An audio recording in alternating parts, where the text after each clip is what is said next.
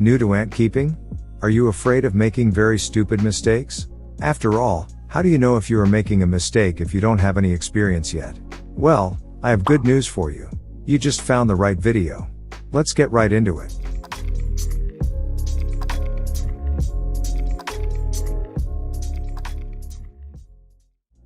Hi guys. Hope you're doing well. Welcome back to the Bruma Ants channel. In this video we're going to learn what are the 5 most common mistakes that beginner ant keepers make when they start joining this amazing and underrated hobby. Let's start by saying this. Everyone makes mistakes. Every time you start an activity for the first time, you have a ton of information to go through. I think that one of the most useful pieces of information that a beginner can get to get better at doing something is a list of the most common mistakes that newbies make. This is the reason I made this video, and if you are new to ant keeping, I'm sure that you will find this list extremely useful. Let's begin. Mistake number 1. Don't do enough research about a species. As you probably already know, the world is full of different species of ants. All around the world there are more than 12,000 of them. They are a lot. Some of them live on top of the tallest mountains, in extremely harsh weather conditions. Others live at the heart of the hotter deserts, in an environment with the highest temperature on the planet. So, as you can imagine, every ant has their own specific requirements. Things like temperature, humidity, and food types can vary a lot between different species of ants. Your job, as an ant keeper, is to research as much as possible all the peculiar characteristics of the species you want to keep. You need to know the humidity levels, the temperature, what food they like to eat, and if and when they need hibernation. If just one of these requirements is not met, you can instantly lose all the progress you've made. Remember, do your own research before buying a queen ant online. Mistake number 2, checking your queen ant too frequently. So you've done all the needed research and now you know everything about your queen? Congratulations, you're in for an amazing journey. But now comes the hard part. When the first queen arrives, you don't think of anything but her. I know the feeling. Every 10 minutes you want to make sure that she's doing okay, getting ready to create an amazing and giant ant empire. And there's the issue. You start to check her too much. The only thing that a newly mated queen ant needs right now is a quiet and dark space. Nothing more. Every time you check how your queen is doing and remove the cover of the test tube setup or the founding nest, she starts to think that the chamber she's in has been compromised. She might think that the place where she wants to start her own ant colony is no longer safe. This creates a ton of stress on the queen, and lowers the chance that she will successfully lay her first batch of eggs. The best thing you can do when you have just caught or bought a queen ant, is to leave her alone in a dark and isolated spot. By doing this, you can be sure that she will successfully start an amazing ant colony. Mistake number 3, overestimating the pace of growth of the colony. This one is very common among first-time ant keepers. Usually, when beginner ant keepers catch or buy their first ant, they overestimate the pace of growth of the colony, and in many cases by some margin. The pace of growth of an ant colony isn't linear, but is very similar to an exponential function.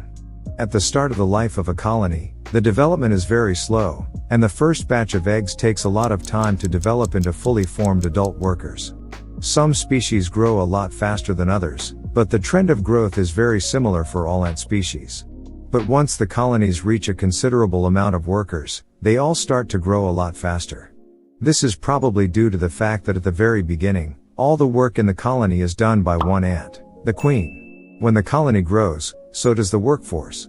With more and more ants doing their part in the colony, the optimizations of the various tasks increase dramatically, enabling the colony to grow a lot faster. If there's one thing that beginners ant keepers need, it is patience. A lot of it.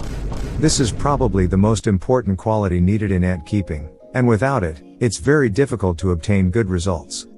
The overestimation of the pace of growth of the colony almost always leads to another very common mistake. Mistake number 4, moving the colony into a nest too soon. This is another very common mistake made by a lot of beginner ant keepers. Trust me, I know the feeling. You just spent an entire day watching hundreds of videos on YouTube from your favorite ant keepers, and now you think it's finally time to start your own ant colony. So far, no issues. The problem starts just after you've caught or bought your first queen ant. Now you're all hyped up, and you can't wait to put the queen into your amazing new ant nest, bought from your favorite ant keeping store. I can't blame you, I've been there too. There's just one small problem in doing that. The queen hates large spaces. If you give the queen a nest with too much space, she will probably start to feel a lot stressed. In a nutshell, the smaller the nest, the safer the queen feels. In the wild, after mating with a male, the queen starts searching for a small and quiet space, probably in the soil, where she can start to lay eggs. This tiny space is called claustral chamber, and it's the starting point of every ant empire. The claustral chambers that the ants create in the wild are very small. There is barely enough space to house the queen. When you have just caught a queen ant, or you have a very small colony with very few workers, the best thing you can do is to keep them in a test tube setup. This is the best way to recreate the environment that a queen ant experiences in the wild, replicating the same amount of space, humidity, and temperature. If you are new to ant keeping and don't know what a test tube setup is, I would suggest you check out this other video. In this one, I explain in detail everything you need to know to make the perfect test tube setup. Mistake number 5, buying exotic ants. This mistake is a lot less common if compared to the other ones, but nevertheless it deserves an important place on this list. If you usually research ants online, you will almost certainly have encountered some exotic ant species. As a beginner ant keeper, it is very common to be really impressed by very strange and unusual species of ants.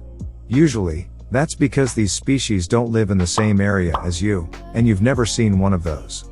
There's nothing wrong with keeping exotic species of ants, as long as you don't release them into the wild and provide them with the right environment. As a beginner, you probably don't have the basic amount of knowledge needed to safely keep an ant colony yet. For this reason, it's very important to start this hobby with a local species. With a local species, it is a lot easier to recreate their natural environment, simply because you already live in it, and know the little details that you can't find online. You know how the temperature varies throughout the year, when the ants start to exit from their nests in the spring, and what are their favorite food types. You can get this precious information just by looking at the ants in your backyard. So, for this reason, I would suggest you start ant keeping with a local species of ant, and start to look at exotic species only after having accumulated some experience. So there they are, the 5 most common mistakes that the majority of ant keepers make at the start of their ant keeping journey.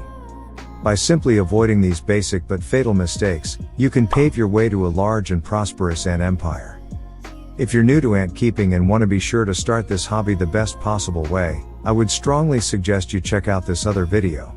This is a complete and detailed starting guide to ant keeping, explaining everything you need to know to move your first steps in this amazing and underrated hobby.